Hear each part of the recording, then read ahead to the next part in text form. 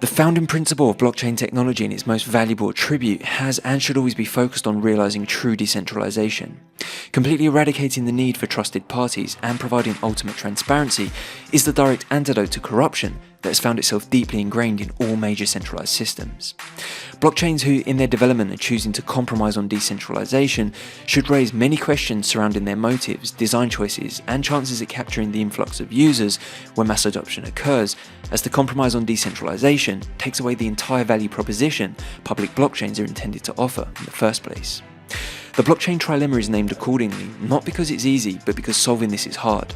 The formation of a decentralization index will go a long way in proving to the industry that there are no shortcuts to be taken to form a highly secure, performant, scalable, and decentralized Layer 1 blockchain. This index is probably one of the most important developments currently being undertaken industry-wide, which is going to contribute significantly both to the formation of progressive crypto regulation and to ignite the true beginnings of the mass adoption of blockchain technology. Welcome back for today's installment of Cardano Insights, where we track the important developments at the very pulse of Cardano and its ecosystem. So let's get straight into it. It's often said that the sun never sets on Cardano. Why? Because it's a true beast of decentralization. With engineers, developers, research labs, validator nodes, and a dedicated community that spans the entire globe, 24 hours a day, 7 days a week, the peer-reviewed technology continues to be developed, papers one by one are being turned on, developers block by block are building out the tools, dApps, and infrastructure that forms the ecosystem we see before us today, and the wider community tirelessly spreads that knowledge and positive vibes, all of which contributes greatly in pushing forward the Cardano movement towards becoming a world financial and social operating system. Now, if you've been a regular viewer of Cardano Insights, you'll know that I've taken a keen interest in the formation of the Decentralization Index ever since Charles announced IG's intentions to form a lab at the University of Edinburgh, right through to the big reveal at the recent Scotfest event. The creation of such an index, where a tool to measure true decentralization is formulated using an objective peer-reviewed approach, is likely to have a hugely positive impact on blockchains that have remained true to its core principle.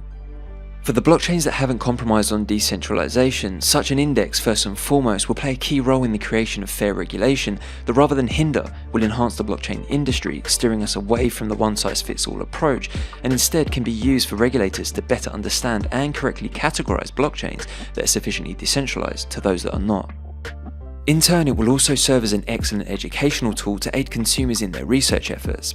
Understanding the levels of decentralization is fundamental in identifying if a blockchain is fit for its intended purpose. Let's face it, if decentralization and the idea of ultimate transparency is what this industry was founded upon, if it's the direct antidote for corruption and the reason why the majority of users enter this space in the first place, then it's about time that we should have a tool at our disposal to effectively measure this.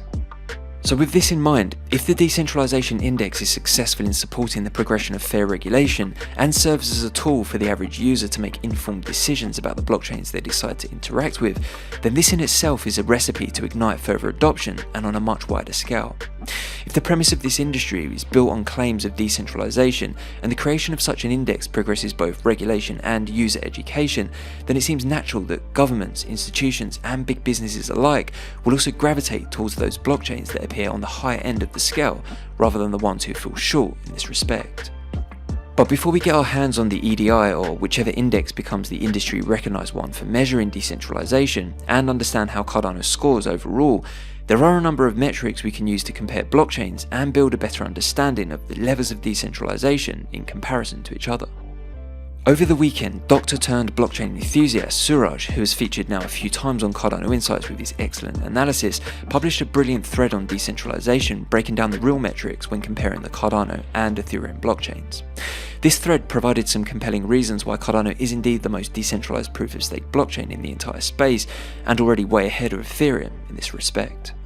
So the thread itself outlined and compared 5 of the key metrics that are relevant to proof-of-stake blockchains: the staking ratio, initial coin distribution, Nakamoto coefficient or MAV, the total number of validator nodes, and individual wallets that are participating in staking. Using an objective fact-based method in analysing the Cardano and Ethereum blockchains under this criteria provides us with some very interesting data which can almost be viewed as a precursor to what's likely to come when the EDI completes its thorough research into blockchain decentralization.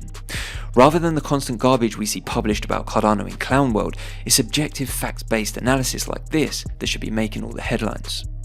So in terms of the initial token distributions, both Cardano and Ethereum's was delivered in a very fair manner, demonstrating an alignment in the fundamental ethos of these two chains, with 80% of the distribution going to the public. So distribution looks very healthy for both chains, but what about when it comes to staking? There are two key metrics that reflect the participations in staking. Staking ratio, that's the degree of participation of the total tokens that are in circulation, and the individual number of wallets that are staked. But before we dive into the analysis here, it's important to remember that Cardano and Ethereum are dealing with two very different staking mechanisms. As we're all very much aware, in Cardano you can run your own validators with a low barrier to entry or delegate your ADA to the validators or SPOs you prefer. On Cardano, with no lockup periods, no fear of slashing, you can restake your ADA anytime you wish, participate in a whole range of DeFi activities, and or spend against your balance without affecting the fact that it remains staked, increasing or decreasing this balance at your leisure, which will only impact the reward return and nothing else. With Ethereum, on the other hand, things are very different indeed. You can participate in validation, but only if you have a minimum of 32 ETH.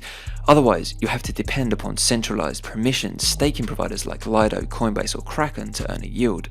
So it's not a simple delegation to one of the thousands of community SPOs like we see in Cardano, but instead an extremely centralized solution. The staked ETH is locked for an indefinite period of time, and you cannot unstake your ETH at will. It's no surprise that these factors have significantly negative downstream implications on the participation levels and therefore the decentralization of the system. When we compare the staking ratio of participation of both chains, Cardano comes out at 71% staked, whereas in Ethereum, just 13% of ETH in circulation is staked.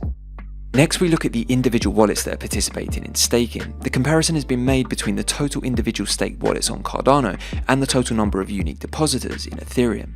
The result, Cardano has 14 times more wallets participating in staking at 1.2 million compared to Ethereum's 88,000. It's also important to note that the Cardano wallets are participating in staking at the layer 1 protocol level, whereas the majority of Ethereum wallets that are staked are dependent on third-party providers, which, whilst extremely positive for those staking providers, is far less so for the wider ecosystem, as it's contributing greatly to the centralization of the Ethereum network. Now to the decentralization of the networking layer of both blockchains. Ethereum claims to have almost 500,000 validators, but this is a very misleading statistic. Validators industry-wide are defined as network nodes that operate in proof-of-stake blockchains, validating transaction blocks to the chain. However, in Ethereum, validators doesn't mean validator nodes. When they say validators, they're referring to attesters. This is not a node and does not validate any transactions. So in the Ethereum networking layer, there are two entities, one the validator nodes and two the attesters. On Ethereum, the validator node can run any number of attesters. The protocol is optimized to maximize the number of attesters, and the hardware resources for running multiple attesters are minimal.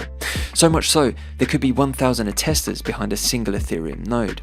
Therefore, for transparency, the claim that there are near 500,000 validators on Ethereum should actually be referred to as attestations happening rather than validations. This is very misleading, as prominent staking explorers such as stakingrewards.com displays the 480k under validators, which gives the impression that the Ethereum blockchain, now proof of stake, is highly decentralized. Using Etherscan, however, Suraj has kindly done the heavy lifting, looking at the networking layer of Ethereum. In terms of validator nodes, it actually has around 9,000. Cardano, on the other hand, has around 3,200, so currently Ethereum has 3 times the validators. But how do those validators translate into actual network decentralization? The decentralization of the validator nodes in a proof-of-stake blockchain is determined by the Nakamoto coefficient, or MAV, the minimum attack vector. The MAV is the minimum number of how many independent parties have to collude to have that 51% control of the network. Currently, Cardano has a MAV of 24 and Ethereum has a MAV of 3. This shows that the Cardano networking layer is 8 times more decentralized than the networking layer of Ethereum. By using key metrics and data that is freely available in the public domain, the slow and steady peer-reviewed approach to developing a proof-of-stake blockchain seems like the superior one when compared to the move-fast approach taken by Ethereum that has in many respects led to compromising the decentralization of its network quite considerably. With work now well underway at the lab in Edinburgh, we have some very interesting and revealing times ahead in terms of the levels of decentralization being effectively measured and positive impact this is likely to have on the industry. I can't help but feel confident that whilst there are still massive areas of improvement to be made, Cardano is going to fare very well in comparison to the majority of other blockchains. I believe it's this that is going to lay the foundation for positive attention and dialogue to be directed Cardano's way from the point of view of regulators, lead to an influx of new users impressed by the levels of decentralization, and open up the pathway for government, institutional and big business adoption for decentralized blockchain technology. So a big shout out to Suraj for putting together this thread and for all the hard work he consistently delivers in breaking down complex blockchain topics into hardly digestible threads and newsletters. If you haven't already, I highly recommend giving him a follow on Twitter and consider subscribing to his newly launched YouTube channel, all linked in the description below. Now, from the decentralization of blockchain layer 1s to the pursuit of connecting the unconnected by the Cardano blockchain's layer 1.5. Let's check in on some of the latest World Mobile developments. Last week, a community space was held where we received various progress updates relating to the Aerostat launch, testnet, Aiernode deployments, CBRS testing across 3 sites in the USA, mobile app development, and details relating to the EarthNode NFT distribution. If you have time, I'd definitely recommend to listen back to the full space, which I've linked in the description below. But probably the development that stuck out for me, and one that represents a huge milestone in terms of the World Mobile rollout, was the announcement that the first official paying customers have now been onboarded to the network in Zanzibar. Multiple businesses, that includes shops and restaurants in the local vicinity of the World Mobile offices in Zanzibar, are now using and paying for the World Mobile connectivity. Further to this, it's also expected that the first paying B2C customers, that's direct consumers, are also expected to be onboarded to the network in the next few weeks, in line with the launch of the mobile application. Interestingly, these customers are expected to benefit from not only excellent network speeds and coverage, but at half the price of mobile bundles per gigabyte, which will go a long way in showcasing World Mobile's highly competitive model and offering. In terms of Aiernode deployments, excellent progress is also being made. During the space, the team expressed great confidence of meeting the Roadmap 2.0 milestone of 225 Airnodes to be deployed in Zanzibar by the end of the year.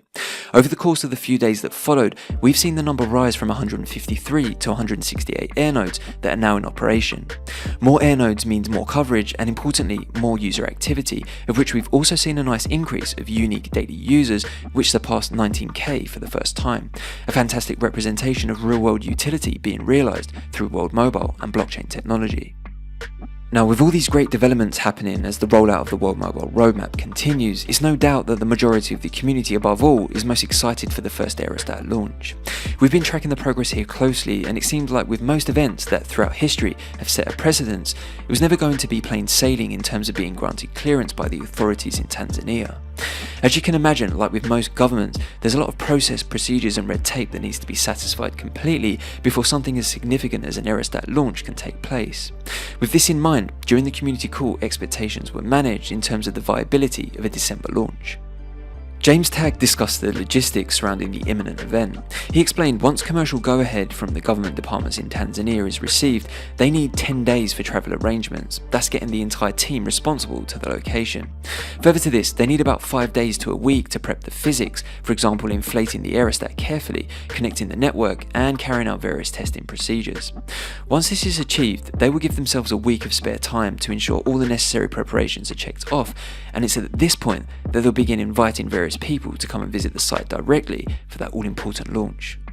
Whilst James did confirm if they were to be granted clearance now, it would be viable to achieve launch before Christmas. For the fact that this would likely clash with Christmas holidays, this could prove to be a push too far. For something as significant as an Aerostat launch, they want to ensure that they can get as many people out there covering the story and to see it all go down live, which is understandable for an event that's destined to make history. With this in mind, it's more likely the launch will now take place in the first part of 2023, so as always, with Cardano Insights, we'll continue monitoring all the progress here as it unfolds. So that's it for today's installment of Cardano Insights as we keep track of the developments and continue to spread those positive Cardano vibes.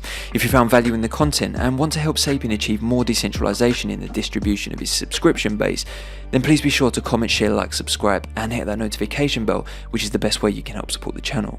We'll be back soon with your daily roundups. Until then, thanks for watching, have a great day, and as always, keep it Cardano.